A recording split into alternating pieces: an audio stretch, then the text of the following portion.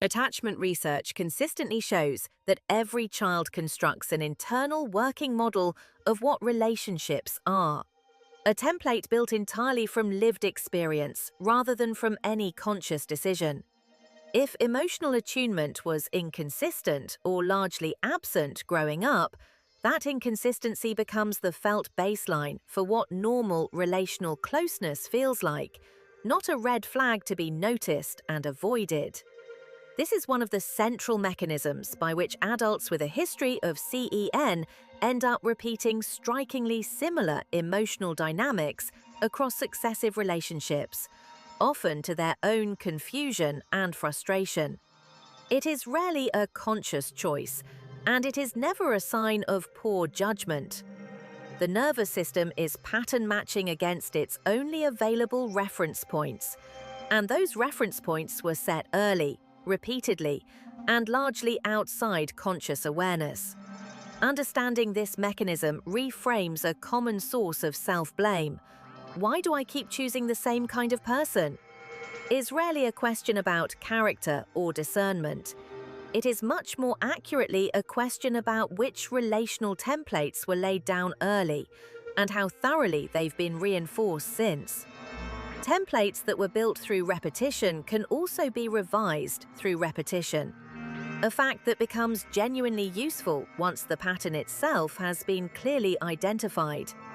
It can look, from the outside and from the inside, like simple bad luck, a repeated pattern of ending up with partners who cannot quite meet you emotionally, however consistently that pattern recurs. But the nervous system is not, at a deep level, searching for what is objectively healthy. It is searching for what is familiar, because familiar has historically correlated with survivable, and the system prioritizes survival patterns over comfort or well-being. Emotionally unavailable partners can feel unconsciously comfortable, even magnetic, precisely because they recreate the emotional climate of the original environment. There is also often an unconscious hope embedded in the choice, a chance, this time, to finally win the attention and attunement that wasn't available the first time round, from someone who resembles the original unavailability closely enough to feel like the right kind of challenge. This dynamic is well documented in attachment research on repetition compulsion, the tendency to unconsciously recreate familiar relational dynamics in an attempt to master or resolve them, even when the recreation itself causes ongoing pain. Recognizing this pattern doesn't automatically dissolve the attraction, but it does introduce something crucial: the ability to notice the pull happening and make a different choice anyway, rather than following the pull automatically and without awareness. On the other end of the same underlying wound, many adults with a history of CEN become chronic over-givers, anticipating others' needs before they're expressed, managing the emotional temperature of every relationship they're in, giving relentlessly in the implicit hope that someone will eventually notice and reciprocate without ever having to be asked directly. This pattern is frequently mistaken, including by the person doing it, for simple generosity or a caring personality.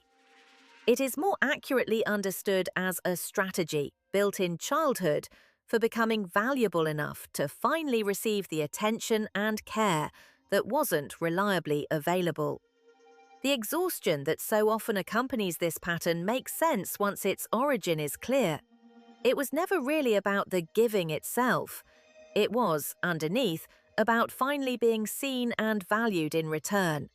A return that structurally over-giving rarely produces, because it trains others to expect the giving rather than to reciprocate it.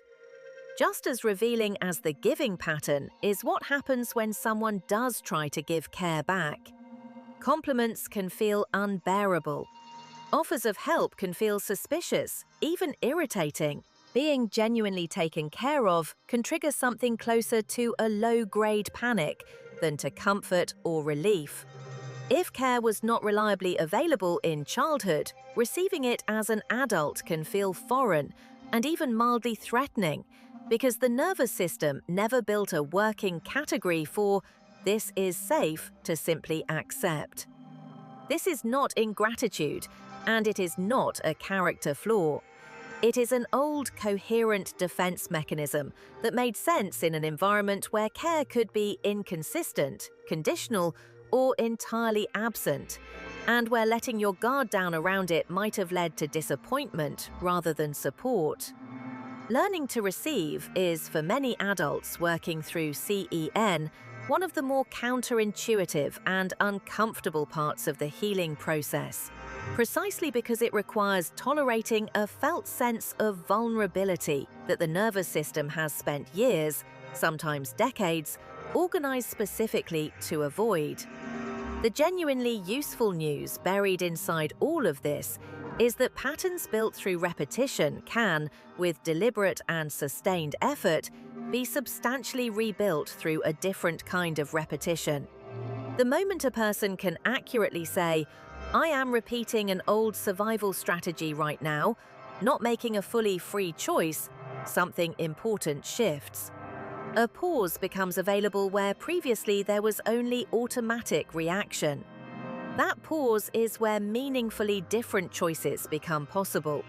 Choosing a partner who is actually emotionally available rather than one who feels merely familiar. Allowing someone to help without immediately deflecting the offer. Staying present in an emotionally real conversation instead of withdrawing or shutting down. None of this requires eliminating the old pattern instantly. It requires noticing it reliably enough and often enough that a genuine alternative has room to develop alongside it. Research on earned secure attachment, the process by which adults with insecure attachment histories develop more secure relational patterns later in life, typically through corrective relational experiences and consistent reflective practice, indicates that this kind of change is well documented and genuinely achievable, not merely aspirational. Change in this domain rarely comes from a single large insight, however powerful that insight might feel in the moment. It comes, far more reliably, from small, repeated moments of deliberately doing the opposite of the old pattern. Receiving one compliment without deflecting it, asking for one small favor and tolerating the discomfort of having done so. Staying present in one emotionally charged conversation instead of retreating into the old, familiar numbness. Each one of these small moments functions as a tiny piece of rewiring, and across weeks and months, they accumulate far more quickly than most people initially expect once they actually begin practicing deliberately rather than waiting to feel ready. Your adult relationships were never fundamentally broken. They have been following an accurate, coherent set of instructions written a very long time ago by a much younger version of you working with the only information that was available at the time. Better information is available now. On Friday, the final video in this series moves from this understanding into a full practical framework for actively healing from childhood emotional neglect. Concrete steps, not just insight.